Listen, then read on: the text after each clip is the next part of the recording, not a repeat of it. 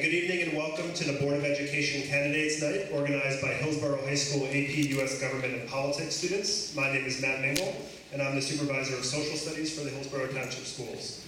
Students who elect to take AP US Government and Politics have a deep passion for the subject matter and really want to be involved contributors to the political dialogue, not just consumers of others' analyses. With the help of Mr. Bob Finster, who's operating the camera right now, the teacher of AP US Government and Politics, and the support of the District Administration and Board of Education, we designed an event that engages students in the local political system in a way that we think is meaningful both for them and for you, the community, as well. Tonight's format was crafted to place the students at the center of an open public dialogue about local issues of importance as determined by the students themselves through their careful research. The students met multiple times under my supervision to discuss the issues, write tonight's questions, and work through the logistics of managing the event. We're very pleased to have all 5 candidates for the Board of Education here tonight after accepting our invitation to participate. It's my pleasure to introduce the moderators for the first half of the event, Bob Sharma and Mike Sugat.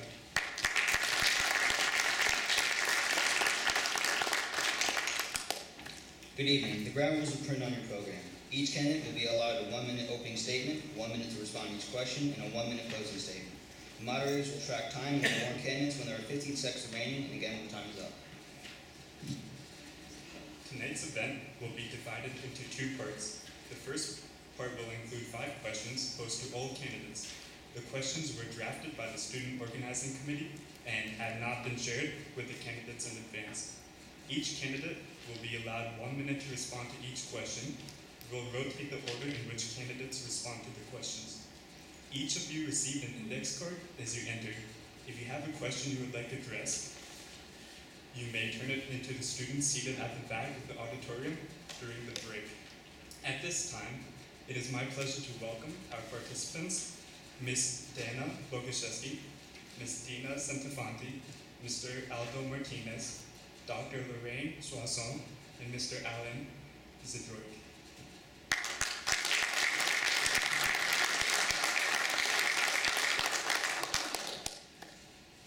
It is now time to begin. Ms. Boguszewski, you have 60 seconds for your opening statement.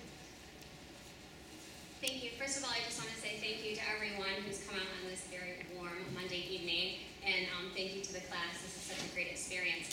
I thought I would start off by saying something a little personal, since I'm sure everyone has read The Beacon and the Patch. You already know how we feel about how important it is to pass the budget. But tonight I thought I would share something personal. I understand the taxes in Hillsborough are expensive. I understand that. My husband lost his job 3 years ago. My son was diagnosed with an IUP of not being able to speak. So that left me to get another job and do everything I can so that we can stay here in Hillsborough for him. I think it is so important if we just sit back for just 1 second and realize that our money to taxes are going for such an excellent cause for our children, for the schools, and for our teachers. Because without them, honestly, where would we be today without our teachers? I mean, I just thank every day to the teachers at the elementary school that my boys go to for all the love and the support, and that my son, who turned 5, just tested out of the speech program because of them. So, thank you.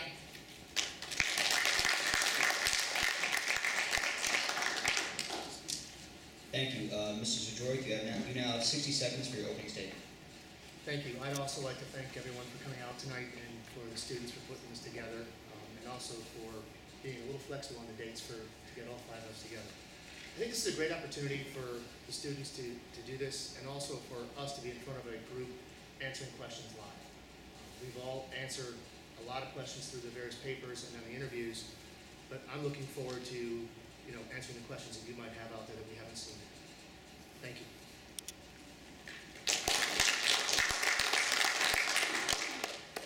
Thank you.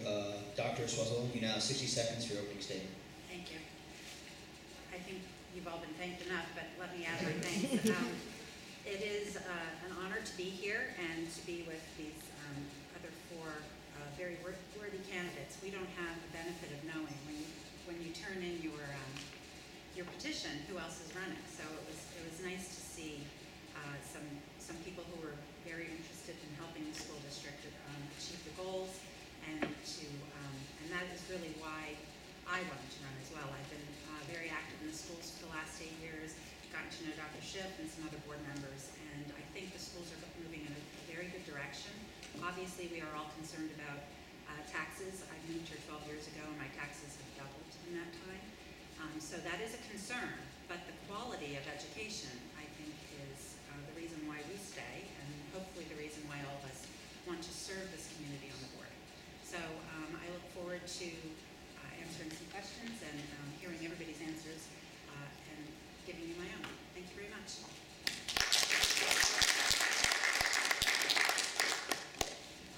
Thank you, Mrs. Santafanti. You have 60 seconds for opening statement. Hi everyone, my name's Dina Santafanti. I'm a resident of Hillsborough for 15 years, and I tell everyone I learn something every day from my 2 sons. They're the reason I'm here, honestly, because without them I wouldn't learn how different they are, how different we all learn, how different we all approach problems and solutions. And my youngest is here, trying to keep me smiling and not nervous, but I am totally grateful for the lessons they teach me every day. The other people that I'm very grateful for in my career are my patients. And the reason I say that, and people laugh at me all the time because they're like, you always bring up your healthcare analogies when it comes to education. But in some ways we're very much alike. And every day they teach me lessons. And one thing they've actually taught me is to listen. And so in the last 6 weeks I've really been trying to listen. I've been trying to learn from Dr. Schiff and from the other board members about some of the concerns, what are the responsibilities of a board member, what are my responsibilities, and how I can help. And I can't do that without everyone's input, and I just had a lot of fun getting to know people and talking with people.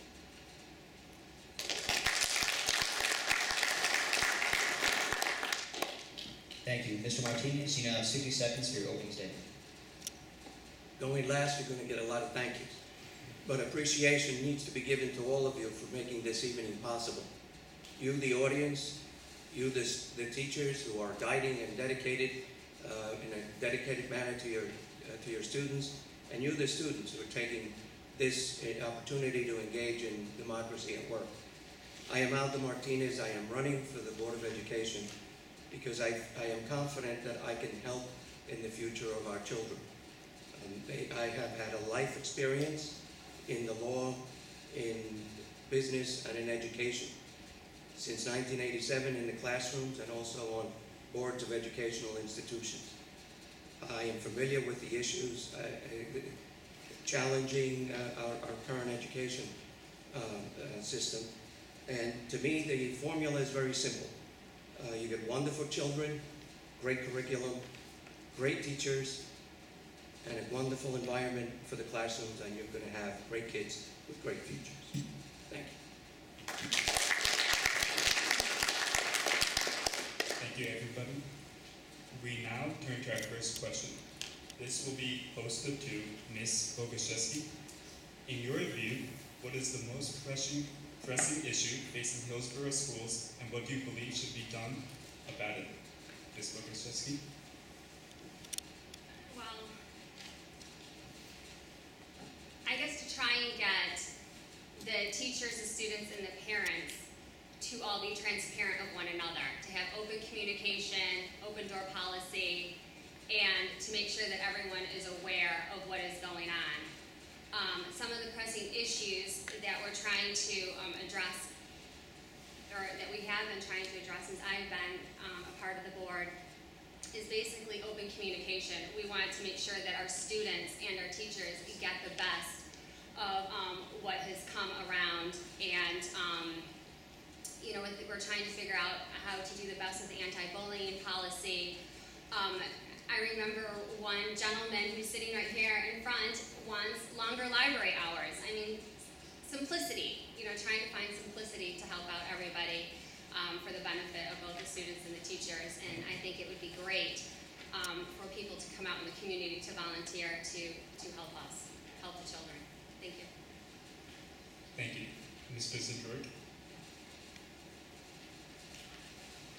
I guess, trying to push it down to one issue is tough. And hate doing this, but I'm going to actually stick on the same topic that Dana just said.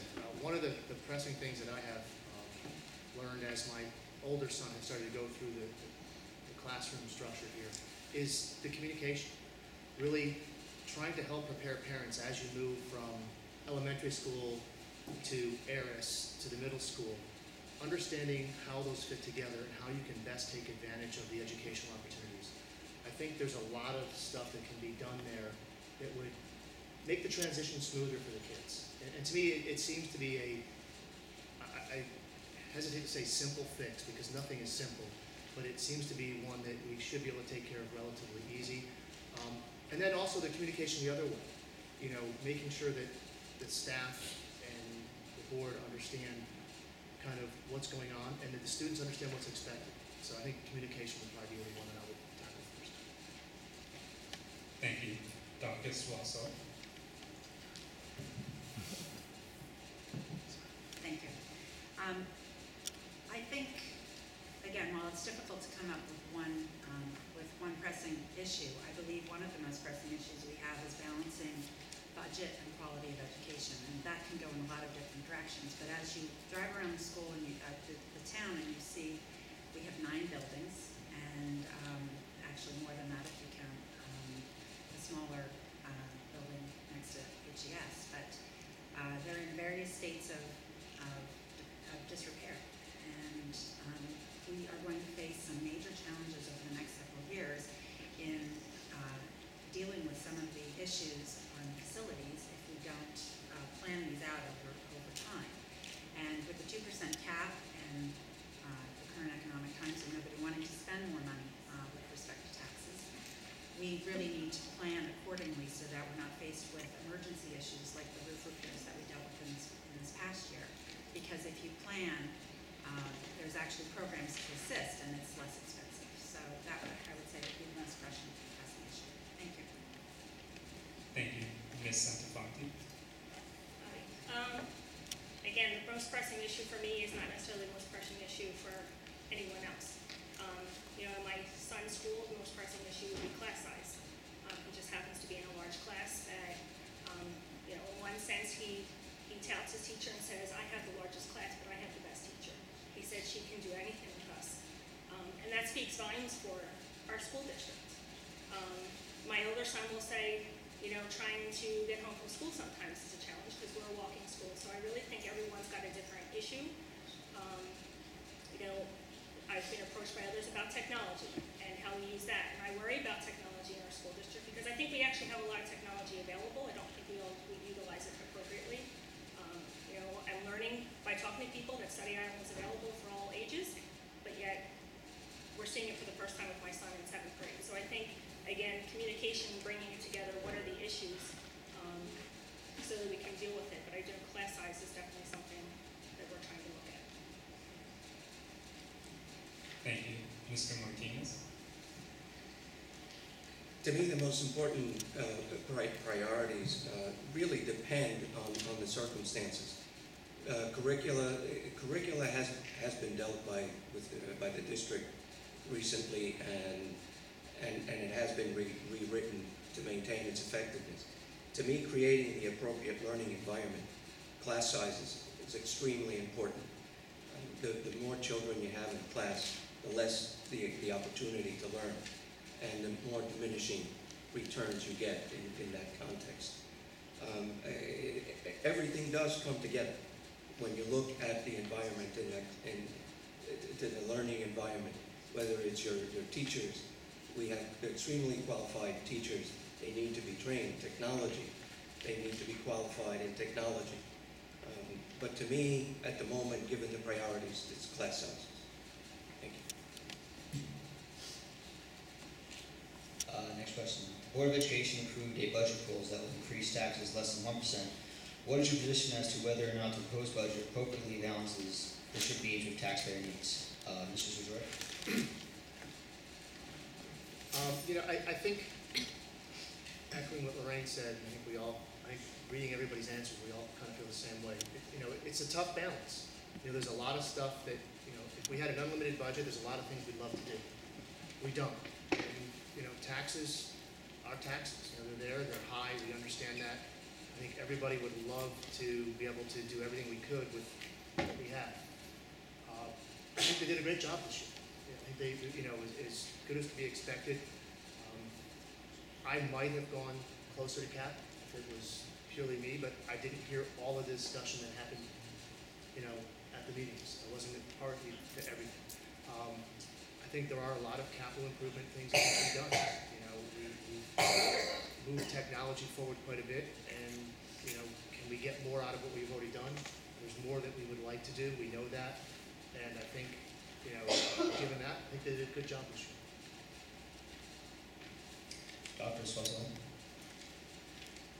I agree that the board did a very good job of presenting a very responsible budget that won't impact the households in the community very much. Hopefully, the average household can handle $37 a year. I agree that, too, that I may have gone a little bit higher. I wouldn't have gone to the 2% cap because I don't think in these economic times we can ask that of the taxpayers in the town.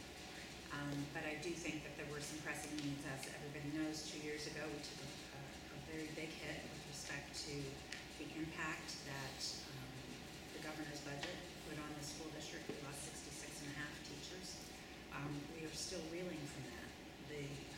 This budget goes a nice way towards getting us back to that. It doesn't go all the way back. I don't know that we should go all the way back to that number, or if those positions were appropriately mixed. But I do appreciate that what the board was hearing was balance, and they found priority areas to spend the extra dollars and kept it at a minimal impact for the taxpayers. Ms. Santafanti? In terms of the budget, I have to say I was grateful that the board made the recommendation one for the election tomorrow, that people actually get a say in the budget. I've learned over the last 6 weeks how long the budget process is, and that it starts in November.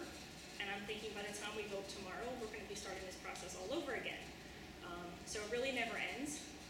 But they have strategic goals, and they have them on the website. And I think it's great that we have set goals for the district, and that we have to try and figure out what we can meet each year, while considering what the balance is between the schools, between the students, between the teachers and the district and the economy that it can handle at this point.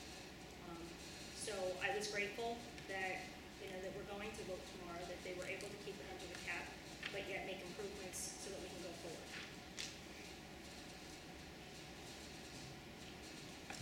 Mr. Martinez? I also would like to share my support for the school budget and for the incredible job that the board did this year in balancing student needs with economic realities. We cannot lose sight of the fact that the primary objective are the children, the quality of education that the children will receive, and that is something that brings desirability not only to our schools but to our townships. I moved into Hillsborough 26 years ago because of the quality of education. And we need to remember that. We also need to remember that there is a state constitutional mandate to provide for education. We need to find a better way going forward to address the issue of taxes and property. Thank you. Thank you. Ms. Boguszewski? Yes. Well, actually, since I was a part of the board to make this decision, I think it was pretty great that all 9 members came to a conclusion after numerous rounds of debate and discussion what to do about trying to stay under the 2% cap and trying to hire more staff members, since in the past we lost I understand 60 plus staff members. But at the end, all 9 of us agreed. We agreed for the students, we agreed for the staff members, we agreed for the people who are retired who no longer send children to our schools. We thought of all of you and all of them, and I think it's pretty spectacular the budget that we did design for our community. And I think it's really important for people to come out tomorrow and to vote, because you'll always have a say. And I think that's important, regardless if you have, students in our district or not. Thanks, everybody. And for the next question, the budget that will go before the voters tomorrow includes a little more than $500,000 for capital improvements, including nearly $200,000 for improvements here at the high school. However, assuming a need for additional physical improvements still exists, how would you propose to include further capital improvements in future years to maintain the best possible facilities? Dr. Soisson? Okay. Well, I think $500,000 in a district our size is not very much money. I believe it doubled what we spent last year. So we haven't been spending to keep up with the needs of the district. In terms of how I would spend more dollars, I think I'd need a bit more information in terms of what the most pressing needs were. I think there are some roofing issues that are of primary importance in the district that need to be dealt with. I know there are some parking lot issues at a few schools that are making some conditions a little unsafe.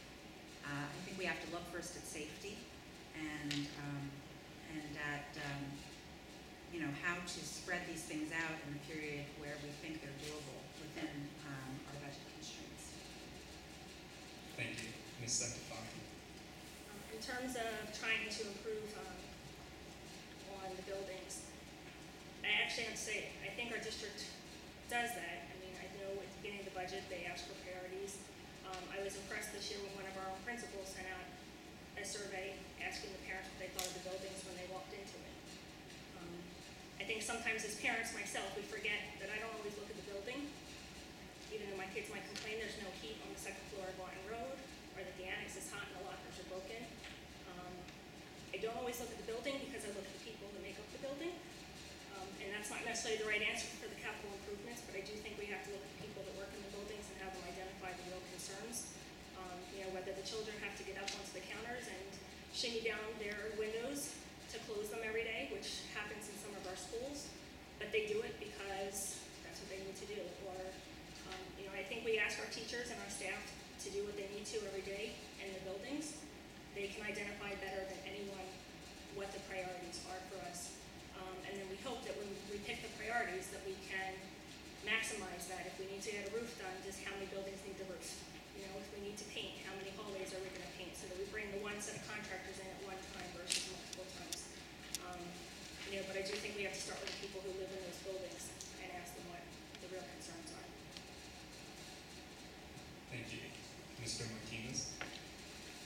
In my opinion, capital improvement cannot be, let's wait until we see the water falling from the ceiling, hitting on software and equipment.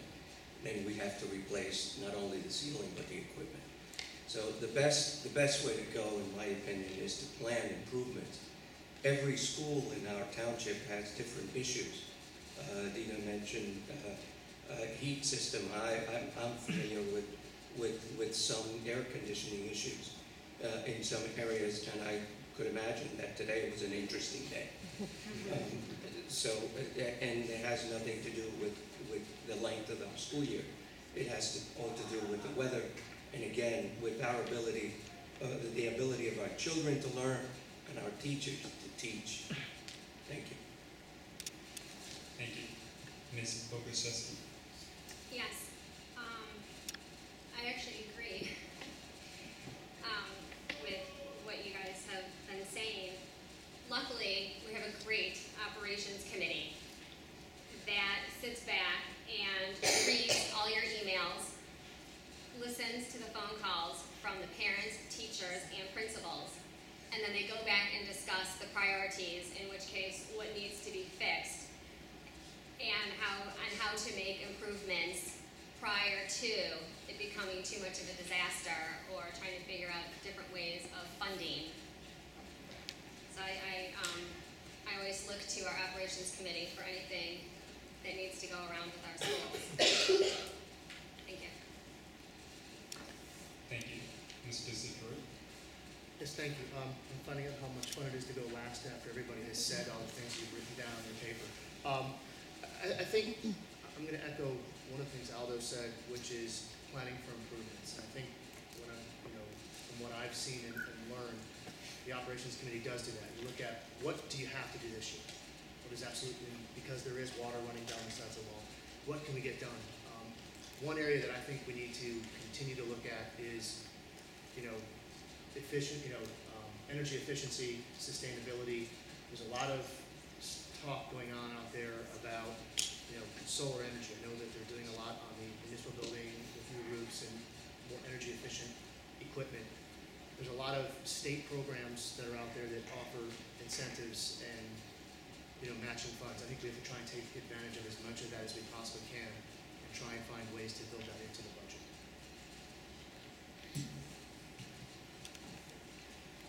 Thank you. In February, the Hillsborough Board of Education voted 8-1 against moving the school board election to November.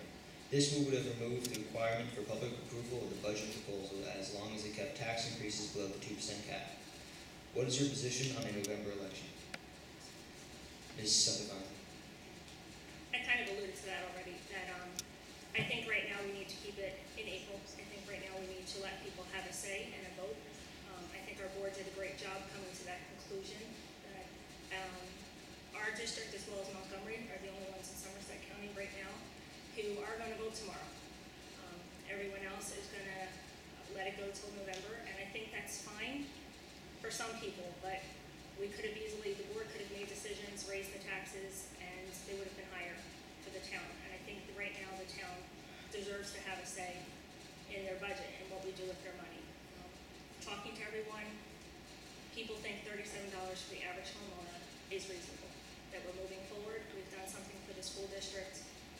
We still have goals and plans, and we're going to continue to move forward. But right now, most people that I've spoken with are happy with the decision to keep it in April, and I am happy as well and grateful that the board considered the community for making that decision. Thank you. Ms. Martinez? I agree with the board keeping the elections at this point. The alternative would have been to move it to November, and if something unexpectedly had gone wrong, you could not move it back for 4 years. And that is a chance to take, particularly when you would have had lame duck sessions with board members and other unforeseen situations that could have arisen. I agree that it was a good idea to give the community one time at this point with prior notice of a voice in the decision, and frankly, I just think that it was the right call to be made at the time. Thank you. Thank you. Ms. Boguszewski? Yes, I agree with my past contenders that I think it's really great that we have the opportunity to come out and vote for something that's so important. I mean, it has to do with, possibility of our taxes being raised, and gosh, no, we don't want our taxes to be raised any more than what they already are.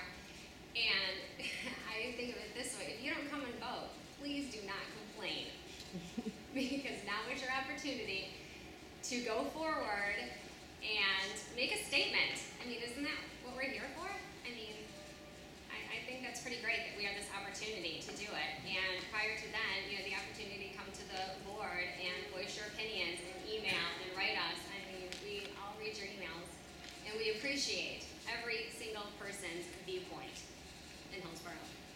Thank you. Thank you. Mr. Zador?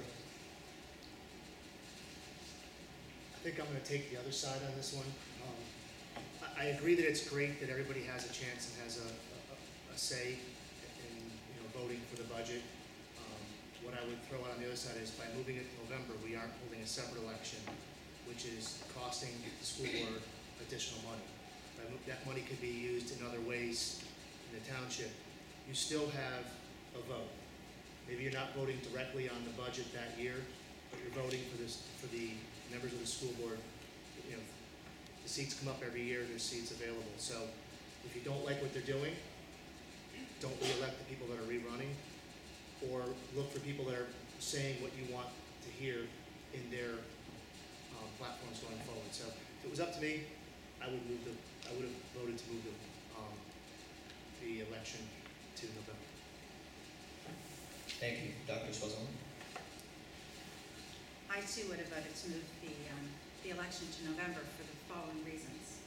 The April election is traditionally has very low turnout. I think it's 1 in 20 registered voters, maybe 1 in 10 a couple of years ago.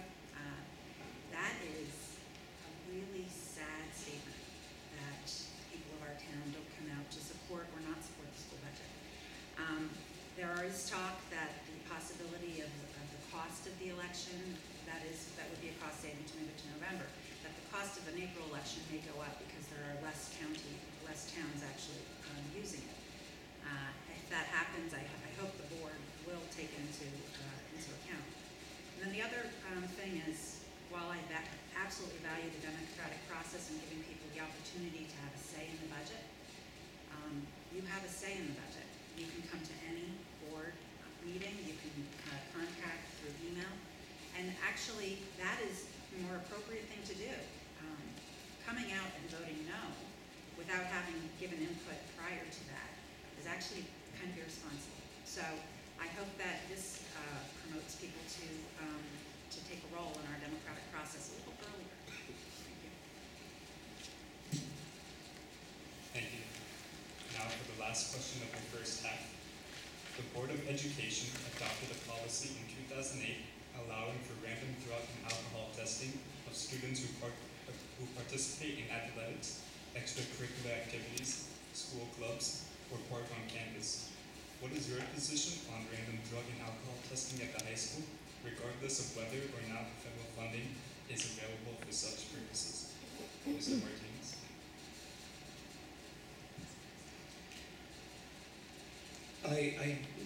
I'm undecided as to whether to do anything with respect to that until I can see a report and information on that. My understanding is that a report has been asked for, and I just consider, I don't want to go out and say irresponsible, but my decision is not coming to me until I get more information on that topic. Thank you. Ms. Bogusz-Chesky.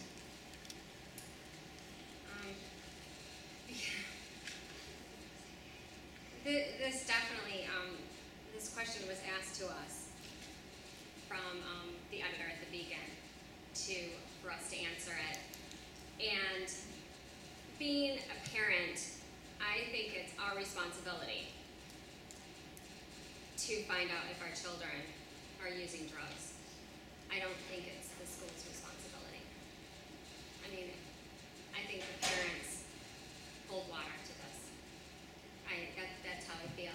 I mean, I would hate to think that anybody does use drugs or alcohol, but I truly believe that it's our responsibility as a parent to see that our children don't do that. Thank you. Thank you. Mr. Zipper.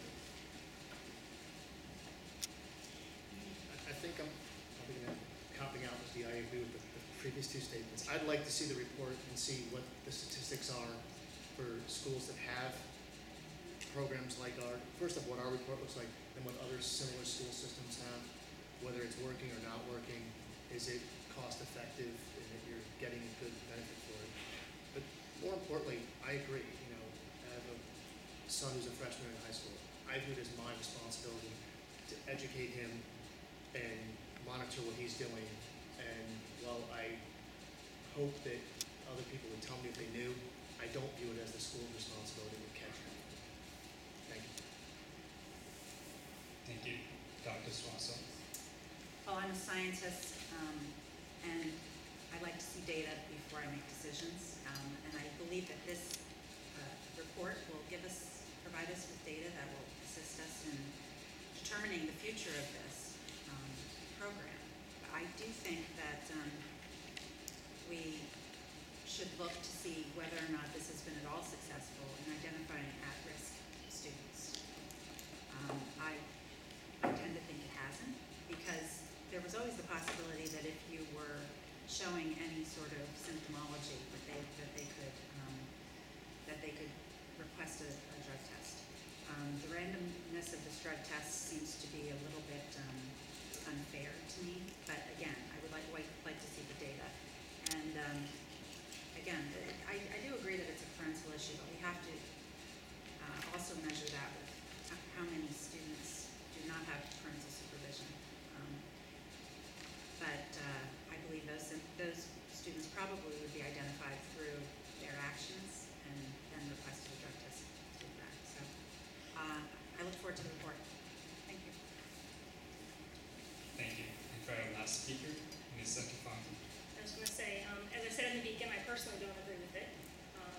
I'm not sure that we pick up on the random drug testing what children may be or might not be using in the school district. But did say I truly couldn't comment on that information without statistics. I also think when we talk about it, we target the high school students, but yet we also start teaching our children at a very young age about drugs. And I personally can tell you that in middle school, I know people who were in drug rehab programs personally growing up. And so I'm like, well, then why did we pick high school versus middle school versus another grade? Because I do believe that it may be rare. It may be 1 in 100 children. I don't know. I don't know the statistics. But I think if we're going to implement a program, we really need to think it through and who really might be our target. You know, we start teaching the kids at in elementary school about not using drugs. My oldest went through the DARE program. Again, they all know it. But what actually happens, I don't know. And so I would like more information, but I did personally not agree with it. Thank you. That concludes our first half. We will now take a 5-minute break. The second half of the forum will begin promptly in 5 minutes. If you'd like to submit a question to the candidates, you may do so now. There are students along the sides and the back of our auditorium collecting their cards. They talk about it.